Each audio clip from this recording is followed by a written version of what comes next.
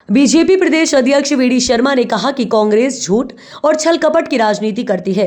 चोर मचाए शोर। हेराल्ड मामले में सोनिया राहुल का नाम आना एक तकनीकी मामला है। इस मामले की शुरुआत में कांग्रेस की सरकार थी। 2013 में हेराल्ड मामले में केस दर्ज हुई थी। तब नरेंद्र मोदी की सरकार नहीं थी, जिनका नाम ईडी में आया। इनके खिलाफ कंसिस्पेरेंसी करने वाला कौन था?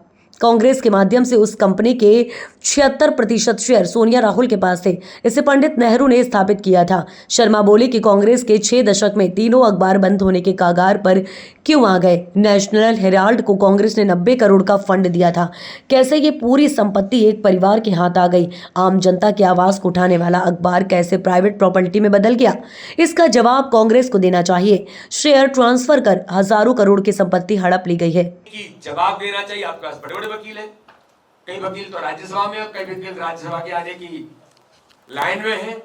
तो इतने बड़े लोग आपके पास हैं, तो इसका जवाब तकनीकी तौर पर आपने इस केस में टेक्निकली देना चाहिए कि नेशनल हेराल्ड केस में देश में लूटने का लाइसेंस नहीं है, जो इससे साबित होता है। जिस तरह से शेयर ट्रांसफर किए गए और हजारों करोड़ की संपत्ति हत्या ली गई, ये तो लूट का मामला भी बनता है। तो इसलिए टेक्निकली कांग्रेस जाए और इसका जवाब दे। प्रदर्शन करने के अधिकार को मैं लोकतंत्र में चुनौती तो नहीं दूंगा, लेकिन प्रदर्शन किस बात के लिए? भ्रष्टाचार छुपाने के लिए या परिवार को बचाने के लिए? और ये एक बार नहीं हो रहा है। देश की लोकतंत्र की हत्या आपने की। देश के अंदर संविधान में जब जब लगा तब तब आपने प्रहार किया। देश के अंदर कानून संसद बनाती है, राहुल गांधी कानून संसद के अंदर फाड़ करके फेंक करके संविधान का अपमान करते। तो एक नहीं, इस प्रकार की कितनी ही बातें इस देश के अंदर कांग्रेस की लीडरशिप और गांधी परिवार कर चुका है।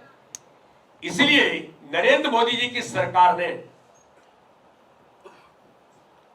संवैधानिक संस्थाएं, चाहे ईडी होगी, सीबीआई होगी, कोई नहीं होगी, उन संवैधानिक संस्थाओं को ईमानदारी से काम करने की छूट दी है और संस्थाएं कानून के तहत अपना काम कर रही हैं।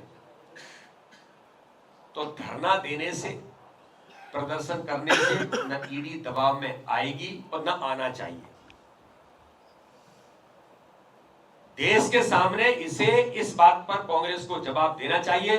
मैं बीजेपी की ओर से सोनिया गांधी और राहुल गांधी को कांग्रेस से सवाल पूछना चाहता हूं, क्या कानून को अपना काम नहीं करना चाहिए?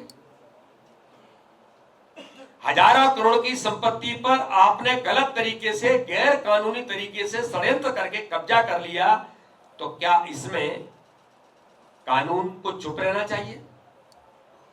उत्तर प्रदेश के मुख्यमंत्री रहे चंद्रकांत गुप्ता जी, उन्होंने तो ऑफिशियली कहा कि नेशनल हेराल्ड के लिए मैंने अथक मेहनत परिश्रम करके कार्यकर्ताओं से, लोगों से पैसा इकट्ठा किया और ये अखबार देश की आवाज के लिए बना था। इसे नेहरू के खानदान की आवाज कैसे बना दिया गया, इसका उन्होंने कड़ा विरोध किया था। हम सब नहीं, कांग्रेस के नेता खुद इस बात को कह चुके हैं और कह रहे हैं। इसलिए आज मैं मीडिया के मित्रों के माध्यम से आज इस प्रेस में कहना चाहता हूं कि इस देश में मीडिया है, चौथा स्तंभ है भारत की आवाज को बुलंद करने का। अखबार आए, न्यूज चैनल आए, फिर भी यह अखबार जिसके पीछे कांग्रेस पार्टी, उनकी सरकारों का पूरा आशीर्वाद था, वह क्यों नहीं चल पाया? इसके बारे में कांग्रेस को जरूर जवाब देना चाहिए। मैं तो ऐसा मानता हूं कि अपरोक्ष रूप से काले को सफेद करने और कांग्रेस के भ्रष्टाचार करने का यह माध्यम बना।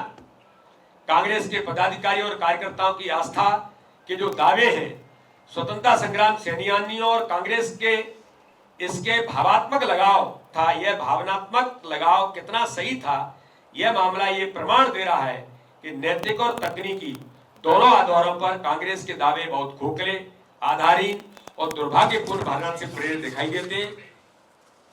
कांग्रेस को किसी प्रकार का आंदोलन, प्रदर्शन, धरना करने का नैतिक अधिकार नहीं है। कानून को अपना काम करने देना चाहिए।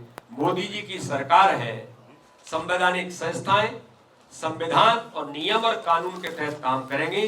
इसलिए देश पूछना चाहता है कि नेशनल हेराल्ड के मामले में जो 4 सीट में आपका नाम आया है, जिन तथ्यों पर आया है जो मैंने आपके सामने रखे, देश जानता है। कांग्रेस, सोनिया गांधी, राहुल गांधी को इसका जवाब देश पूछ रहा है। तकनीकी तौर पर इसका जवाब आपके वकीलों से और आपको देना चाहिए। जी